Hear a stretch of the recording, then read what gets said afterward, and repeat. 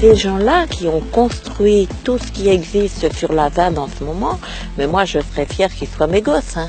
Ça, franchement, il n'y a pas de souci.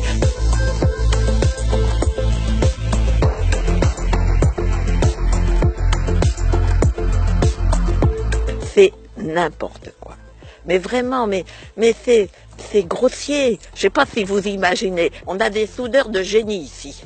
Mais vous les imaginez mettre souder des lames de rasoir sur des boules de pétanque. Et en plus, alors, faire des tunnels. Bon, d'abord, nous, on passe pas par les en dessous, on passe par les champs quand on a à se déplacer. Deuxièmement, on a 30 cm d'humus et après c'est de l'argile. C'est-à-dire, si on faisait des tunnels sous la ZAD, il y aurait des taupinières monstrueuses partout. Les herses, elles sont où? Alors, les herses, eh ben, c'est le champ, enfin, ce qui est appelé herse, c'est le champ des bâtons. Il y a eu ce fameux serment des bâtons où on disait qu'en plantant notre bâton dans le sol de Notre-Dame-des-Landes, on prenait l'engagement collectif de le reprendre pour la défense s'il y avait besoin. On se prépare d'une certaine manière au pire, c'est-à-dire qu'on a amélioré notre connaissance de la ZAD, des circulations, on a appris des techniques, par exemple, pour s'échanger des informations, ce genre de choses, si vous voulez, et on n'a pas appris à casser du flic.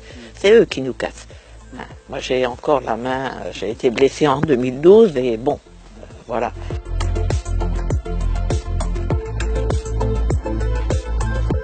Moi, je ferai comme j'ai fait en 2012. Je serai avec les autres face aux gendarmes et on réagira chacun avec notre force physique. Vous savez, en 2012, il y avait énormément de vieilles femmes et qui étaient au...